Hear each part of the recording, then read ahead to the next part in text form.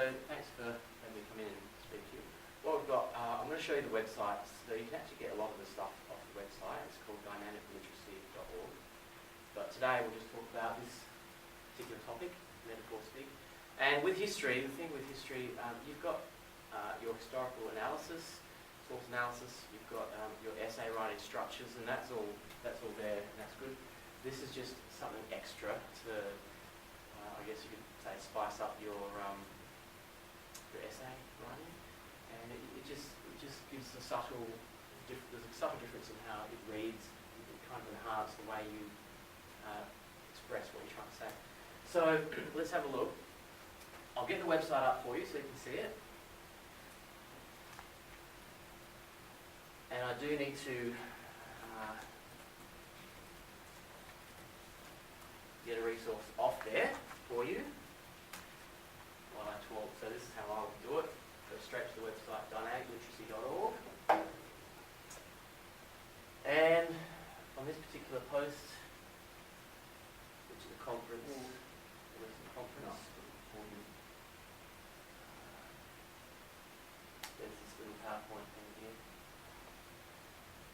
So with essay writing, when you're writing essays, you want to write the best essay, obviously, that you can, and impress your writers, demonstrate your understanding of the topic, and demonstrate your understanding not only of the knowledge, but the concepts. Because when you're just talking about what's happening, sort of like a recount style, and you probably already know this, it's not going to demonstrate that high level thinking as much as when you start to talk about concepts, and you're talking about the themes that you see across the event that's occurred, or perhaps looking at a particular revolution. So we're looking at what are some of the main themes, what are the main causes, etc. So not just what's happened, but I think you guys are beyond that level, which is great. So we're just looking at now why I've got a picture of a tapestry here is when you're writing, you can follow a set of steps and just go step by step, and that's sometimes the way we learn essay writing. But some of the tips that I teach, you've got to look at weaving certain strands together throughout an essay. So what I mean by that is, you have a clear understanding of what your main argument is, and yes, you're going to introduce it and then have a body paragraph, 1, 2, 3, and then a conclusion, however you want to structure it. But are you able to, subtly weave that into the introduction, weave in some of the key concepts that you want to discuss in each of the paragraphs, and build on that off along the way? And so when it comes to something I call metaphor speak, it's the same concept. It really helps to choose an image or a metaphor. But I'm not talking about like using a metaphor or a simile here and there within your sentence just to make it a little bit more catchy or figurative, or to become more to give it more image. But I'm talking about throughout the whole text. So, like anything, you don't want to overuse this technique. But if you do it well, it can really work quite well. So what I'm talking about with metaphor speak is you can choose a metaphor for, say, the revolution. Let's just say the Cuban, we call it the Cuban Revolution. So, and with history, some of the best metaphors tend to be like your geological ones as well. Like the fires were simmering. Like there might have been this movement to change a certain part of society, and there was an incident that occurred, and then things died off, but the fires were still, the coal was still hot, or the fire was simmering. I'm not saying be corny about it, but pick a metaphor that fits. I think we're having a discussion with your teacher earlier about some of the different metaphors we could use in history. I think one of them, Reg came up with this one, the ivory tower. So if you're looking at the Tsar and the Russian Revolution, would that be the right context? And you've got this dynasty of the ruling family, and then how removed is he from the people and what's happening down at the grassroots? And you kind of look at the same thing for the medieval times occasionally you'll have this sort of, I think the Magna Carta was possibly one of those moments as well, but well, anyway, so if we look at the Tsar and that removal, was he up in an ivory tower? And how long did it take for that tower to crumble, for him to realise, well, okay, life is different now, that people see things, people see the Tsar and the power and the authority of the Tsar differently, and so, you know, you could call it perhaps a breaking of the crumbling of the walls, okay? Then, of course, you could talk about the tides. So here are a couple of metaphors. Let me write a couple of the metaphors up. But before we really launch into it, that was just a bit of a taster of the kind of things I'm talking about. The thing is, you weave it in through your writing. So if you have chosen the ivory tower metaphor, I'm not saying you always mention the word ivory tower, but once you pick that metaphor, you can use subtle cues in your language, like aloof. He was just quite far removed from the people. And if you've already set up that ivory tower metaphor at the beginning in your intro somewhere, or the first paragraph, your reader has something to hang this whole idea onto, like an image that just carries throughout the essay. Does that kind of make sense? Yeah. So let's get this image back, and that's why I've got like a tapestry, because you know, you've got these different strands, different colours.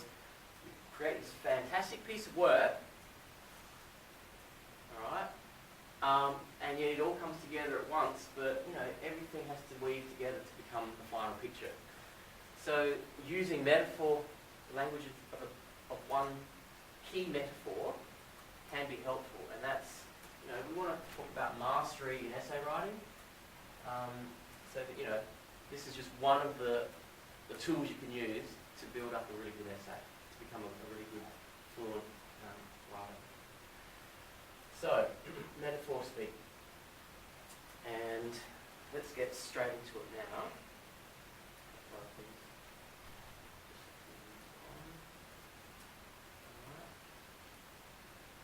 Just while we're here, I may as well mention this. So, yeah, the key concepts are, once you've got chosen some key concepts, after you've done all your analysis and preparation for writing the essay, your key metaphor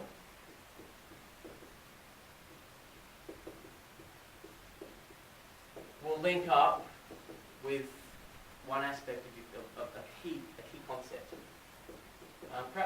What would be perhaps one key concept with, say, the Cuban Revolution or the Cuban Crisis? Sorry, however you want to put it. Well, for these guys, they're probably going to be Russia. Russia, yep. So a key feature of the regime went down. Yeah, the Tsar. The Tsar. What do you reckon, guys? What would you put? Autocracy, not really listening to anyone's opinion. Yeah. Not stubborn's a simple way to put it, but Yeah. just obstinate or disengage. Yeah, alienate. So alienation. Yeah. That kind of from the people. That kind of thing. So whatever you choose, though, and the thing is, your key concepts are really.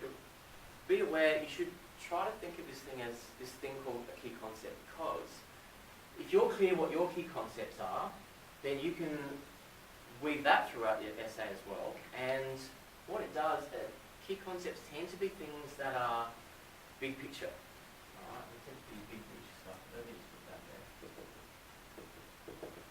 there. They're more abstract, you know, alienation from the people and this ruling regime, the elite. It's a concept, okay? People like to be included. Like a democracy, most democracies, like, you know, when we look at democracy today, it's about being included, and it's being about value, about having your voice valued. That's kind of a big picture thing, isn't it? It's more of a universal theme. Okay, be the change you want to see in the world, Gandhi. Okay, and sometimes we can see change as a good thing when the past systems you know, don't really suit the will of the people, or perhaps are oppressive, then change. So things like change, and you know what? Here's a metaphor. So the winds of change. Are you going to interesting though, you might be thinking, does this really have anything to do with history? Tides of change, is that we also sort of, I think we might have that sort of.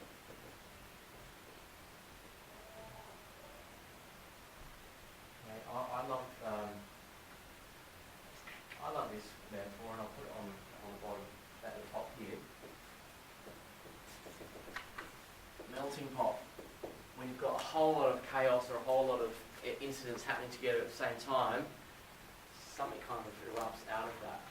And there's another one as well. So let's put eruption. Now, I'm not saying use the word volcano in your history essay, but can you use the language of, if you choose to use the volcano metaphor, that whole simmering and the eventual bubbling over, but then the final eruption, which is like, in history terms, I guess, is the catalyst that pushed the movement into mainstream, and things changed from there. Can you understand what I mean when I say eruption?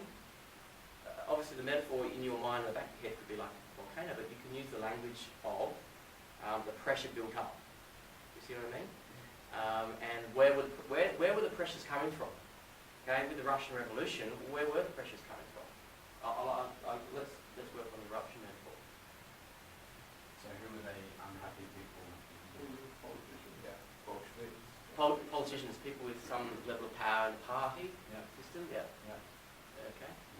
So there's part of the pressure in that, and was that just out of blue, or was there constant pressure over time? You know, they're the kind of questions you can start to think of. What else?